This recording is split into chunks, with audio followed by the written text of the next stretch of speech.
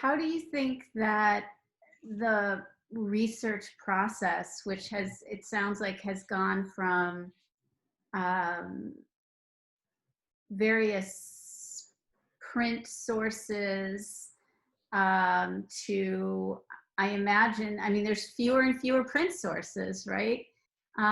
One of the beautiful things I think about A Stirring Song was the dialogue between your photographs and the documents that accompany those photographs.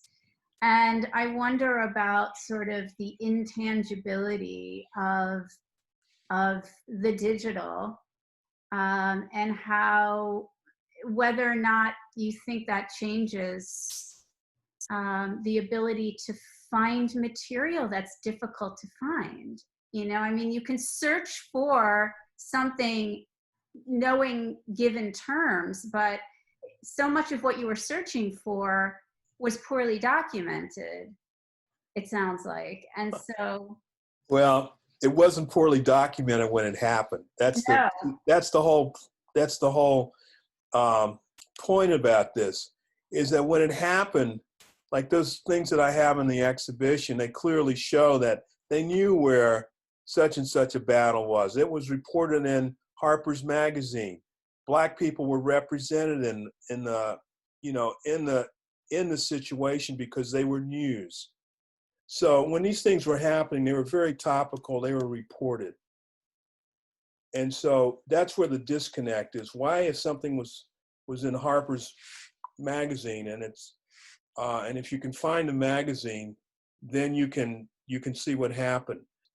I can give you an example. Right now, I'm looking for Frederick Douglass's first narrative, his first slave narrative that was published in 1846. I'm sorry, 1845. I've been looking for that for about 5 years now. But the one I'm interested in is the one that was published in Ireland. And then it was later published in England. There's three printings, and they happen in the United Kingdom. And the reason those publications are important is because Douglass revised them. He adds his own voice in terms of the introduction. And he does that after he finds out what it's like not to have William Lloyd Garrison and the other abolitionists trying to direct him as to what he should be doing in presenting the abolitionist cause. So he directly writes in the preferences about his change of mind. But I can't find any of those copies. Been looking, I can't find any. I know that, if you go to Yale, you can see it. New York Public Library, you can see the Irish and the English copies of his narrative. But in terms of being able to find it in a used book or rare book environment, I have not seen any. That doesn't mean that they don't exist. It just means that there isn't a market for them. Mm-hmm. So that's another thing about finding out things. It's very, you have to be very disciplined to find the stuff and find out just good stuff. It takes a real kind of one step off of what it is that you're looking for. So again, it's all part of the process. But the idea of looking for where places are, where these things are, is very interesting. Like, I think about Frederick Douglass a lot. I'm reading his book, his biography. Mm-hmm. I'm reading his biography, but it's taken me forever to read it. And the reason it's taken forever is because I've heavily annotated it. Every place it says, Douglass, he was in Lynn, Massachusetts. Lynn, Massachusetts is a very important place for Frederick Douglass. And so they mentioned Lynn, and then they mentioned the places that he is in Lynn. And so I go on to Google Maps, and I go to do just a search to find out exactly what that place looks like today. And so then I write it down. So then at some point when I get the time, I'll actually go to these places and I'll make my own creative response to where Frederick Douglass was, because he was making a whole new space for people to imagine who they are, and I think he's be a very interesting subject. So you see, the work would be turning from like general things to biographical things. Like Douglass is really interesting to me. At one point, Abraham Lincoln was interesting, and I went to Kentucky. I went to where his actual farm was, and the actual place where Lincoln grew up was on the Natchez Trace. And that was the road that the slavers used to take slaves to the Deep South. And so Lincoln, his father, the slavers would stay there and there'd be slaves, and they, he would hear them. He would hear the jangle of their slave irons. And he remembered that. It never left him. And so eventually, Lincoln worked his way up to becoming an abolitionist. And that's a fascinating story, because people will say that, well, Lincoln was reluctant this, he was reluctant that, but really on the other side, he's like Frederick Douglass, who gradually comes to see the possibilities of what America is. But I think for both of them, unfortunately, they never got to see the final destination. Mm-hmm. So again, that's, you're asking me about the process. So I think, how do you use these research tools, or how do you get interested in stuff? So it's this immersion that you look at, and that you study. And so, yeah, where did that happen? That's the central question. Where is it? Where did Frederick Douglass in Ireland, where did he first turn the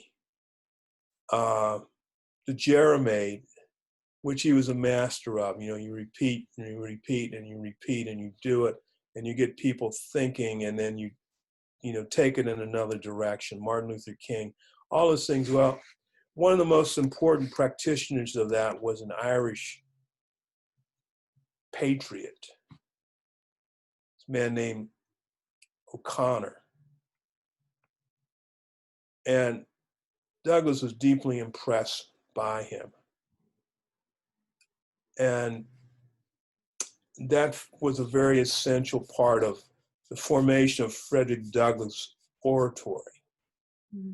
If he hadn't gone to Ireland and the UK, he probably would never have honed his speaking, which was really a form of preaching, the way he did. So, but most people don't know that about Frederick Douglass, the Irish connection. Even the biography here it's very slight on what happened to Douglass in Ireland. There's another book that I just finished reading that's all about Douglass in Ireland. Because in Ireland, Frederick Douglass is a national hero,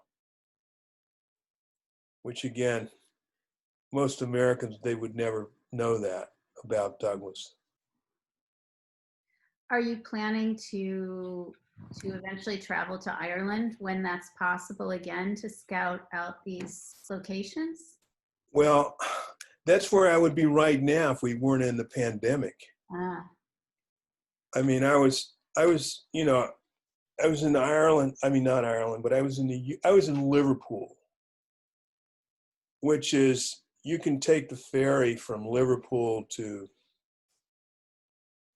I guess it's Dublin. You can do that because Douglas did that. Douglas was in Liverpool. But when I was doing this work on the slave ports, I was not so much interested in Douglas. So there were things that I could have looked at that were in these places that I didn't, because I had to get other things done. So this would require another trip. So my next trip to the United Kingdom, if it still exists, will be sites that relate to Frederick Douglass in the United Kingdom, because he pretty much covered the whole place, which is so interesting. It's one of the most it's one of the places that profited enormously from slavery, but it's also some of the places where there were some of the strongest anti-slavery activity on the planet. And you see, that's a difference. Like if you were to talk about abolitionism in Britain, people would say, "What is that?" Because the question's not for them. It's not abolitionism. It's to be against slavery, mm-hmm. because they were the predominant slave traders. So it's anti-slavery. In America, which was where all the slaves wound up, or in the Caribbean, then it's to get rid of slavery. So it's abolitionism. And then there's various forms of abolitionism.